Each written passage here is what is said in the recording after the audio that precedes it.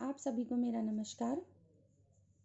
इससे पहले की वीडियो में हमने छायावाद के बहुत सारे कवि पढ़े थे, किंतु छायावाद के अंतर्गत कुछ ऐसे कवि भी हैं जिन्हें हम बिल्कुल भी भुला नहीं सकते हैं एग्जाम के पॉइंट ऑफ व्यू से, जैसे कि भगवती चरण वर्मा, रामधारी सिंह दिनकर आदि कवि। तो आज की हम अपनी जो वीडियो है वो भगवती चरण वर्मा से ही स्टार्ट कर रहे हैं, जो छायावाद के अंतर्गत ही आते हैं ये सारे कवि। इनके ये उपन्यास थे टेढ़े मेढ़े रास्ते, आखिरी दांव, सच्ची सीधी बातें, ये सारे। नाटक था रुपया तुम्हें खा गया, वसीहत, दो कलाकार, कहानी है दो बांके, प्रायश्चित। वैसे तो बहुत उपन्यास, नाटक, कहानी इन लोगों ने लिखे हैं, लेकिन मैंने पहले भी आपको बताया कि इतने सारे याद करना हमारे लिए पॉसिबल नहीं होता है, क्योंकि एमसीक्यू आते हैं और एमसीक्यू में 4 ऑप्शन होते हैं, तो वैसे ही कंफ्यूजिंग होता है। तो उतना ही करें जितना आप याद रख सकें, ठीक है। अब जो इनके भूले बिसरे चित्र है, जो उपन्यास है, वो कांग्रेस की स्थापना से लेकर स्वतंत्रता पूर्व तक के भारत की परिस्थितियां इसमें दिखाई गई हैं। 1961 में इस पर साहित्य अकादमी मिला है। यूजीसी नेट और डीएसएसबी के एग्जाम में इस तरह के क्वेश्चंस आते हैं, जैसे मान लीजिए इनके भूले बिसरे चित्र है, या फिर इस तरह से क्वेश्चन पूछेंगे कि भाई कांग्रेस की स्थापना से लेकर स्वतंत्रता पूर्व तक के भारत की परिस्थितियां किस उपन्यास में बताई गई हैं या दिखाई गई हैं, तो वो भूले बिसरे चित्र है। इस तरह से तो इनकी एक शॉर्ट स्टोरी या उसका एक हमें पता होना चाहिए कि उस उपन्यास या कहानी में मेन रूप से है क्या, किस चीज को लेकर वो लिखी गई है। आखिरी दांव है एक जुआरी के असफल प्रेम की कहानी है। अपने खिलौने, दिल्ली की मॉडर्न सोसाइटी का खोखलापन दिखाया है इन्होंने। चित्रलेखा है, 2 बार चलचित्र बना है इस पे। सीधी सच्ची बात, स्वतंत्रता प्राप्ति के बाद के कुछ वर्षों के जीवन को इन्होंने इसमें प्रस्तुत किया है। 3 वर्ष विश्वविद्यालय जीवन का चित्रण किया है इसमें। घुप्पल, वर्मा जी के व्यक्तिगत जीवन की झांकी है इसमें। ऐसे ही इन्होंने टेढ़े मेढ़े रास्ते लिखा है। गांधीवाद, साम्यवाद, आतंकवाद को टेढ़े मेढ़े रास्ते के रूप में इन्होंने चित्रित किया है। फिर है इनका जो नेक्स्ट है वो है सबई नचावत राम गुसाई, समाज के भ्रष्टाचारमय जीवन की कथा है इसमें। 3 परिवारों की 3 पीढ़ियों की कथा है। रुपया तुम्हें खा गया नाटक है एक धन को सर्वस्व समझने वालों की दुर्दशा का चित्रण किया है। ये थे भगवती चरण वर्मा। नेक्स्ट इसमें हमारे उपेंद्र नाथ अश्क आते हैं, ठीक है। पहले उर्दू के लेखक थे ये, बाद में प्रेमचंद के कहने पर इन्होंने हिंदी अपनाई थी, हिंदी में लिखना शुरू किया था। उपन्यास इनके जैसे गरम राग, गिरती दीवारें, सितारों का खेल, बड़ी बड़ी आंखें, बैंगन का पौधा, मंटो मेरा दुश्मन, कहानी पिंजरा, डाची, आकाशचारी, ये सब। नाटक अंजो दीदी, कैद, छठा बेटा। जो छठा बेटा इनका नाटक है वो पिता पुत्र के बदलते रिश्तों की कहानी है। अंजो दीदी काफ़ी प्रौढ़ नाटक है इनका। इसमें मतलब एक अनुशासन पसंद दीदी होती है, जिसके जो अनुशासन है, नियम है, उससे सब बहुत दुखी रहते हैं, परेशान रहते हैं। फिर किस तरह से स्टोरी आगे बढ़ती है, वही सब है इसमें अंजो दीदी में। कैद जो है वो वर्तमान नाम है उसका, लौटता हुआ दिन, काफ़ी बार इसका मंचन हुआ है रंगमंच पर। नीलाभ जो प्रकाशन गृह था वो उपेंद्र नाथ अश्क का था। 72 में इन्हें सोवियत लैंड नेहरू मिला और 65 में इन्हें संगीत नाटक अकेडमी अवार्ड मिला था। इस श्रृंखला में हमारे आगे आते हैं रामधारी सिंह दिनकर जी।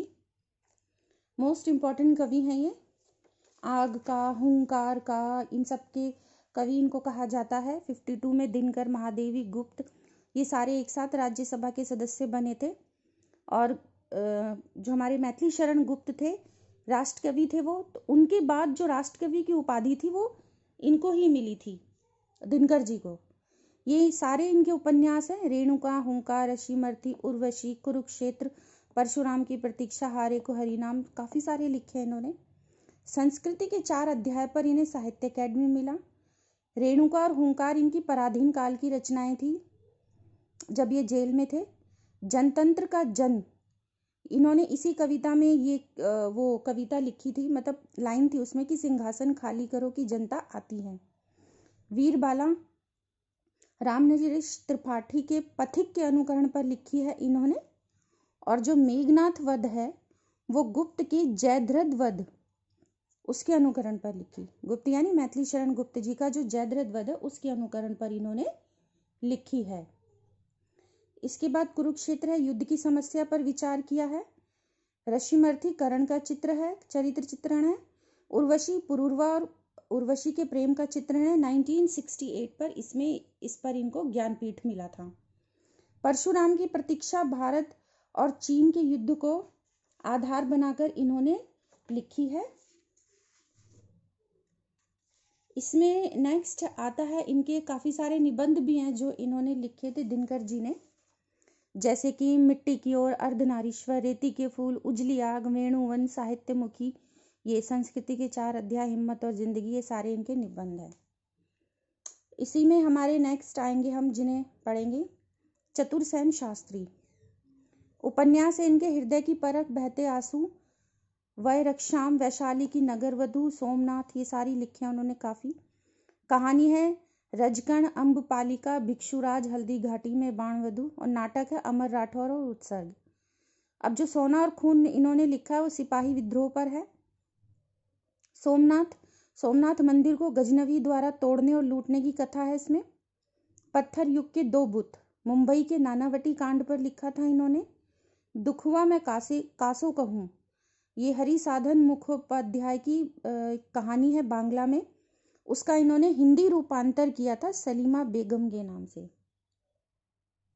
वय रक्षाम प्राग ऐतिहासिक जातियों के जीवन और संस्कृति का काल्पनिक चित्रण है इसमें। तो ये थे चतुरसेन शास्त्री। इसमें हमारे नेक्स्ट आते हैं पांडे बेचन शर्मा उग्र। ठीक है, इनका उपनाम था अष्टावक्र, कहानियों में ये अष्टावक्र अपना नाम रखते थे।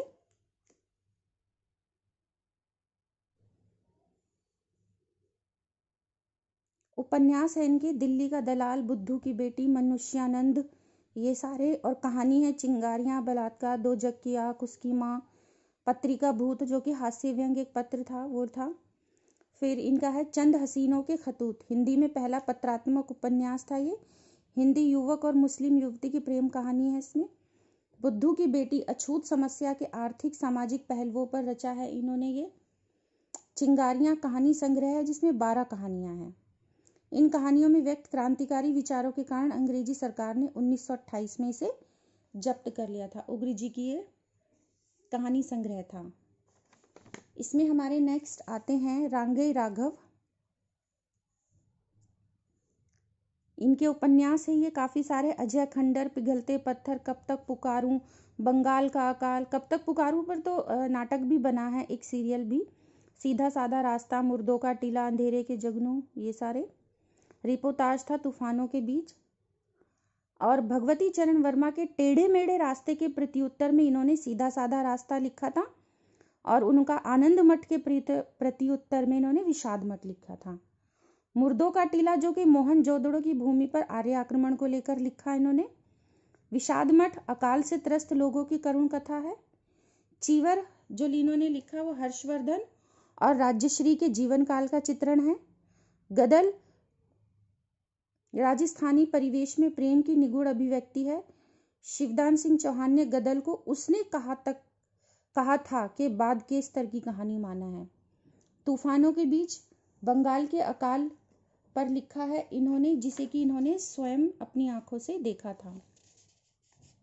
इसमें हमारे नेक्स्ट आ जाते हैं पांडे बेचन शर्मा उग्र, बालकृष्ण शर्मा नवीन। सर्वप्रथम प्रकाशित जो इनकी रचना थी जीव ईश्वर वार्तालाप, 1918 में प्रतिभा पत्रिका में आहान शीर्षक से प्रकाशित हुई थी। ये इनके सारे काव्य ग्रंथ है, कुमकुम और ये सब, उर्मिला, रश्मि, रेखा, अपलक।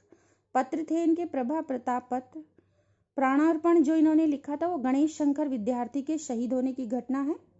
और उर्मिला रविन्द्रनाथ टैगोर के काव्य उपेक्षित नामक लेख की प्रेरणा से इन्होंने लिखा था।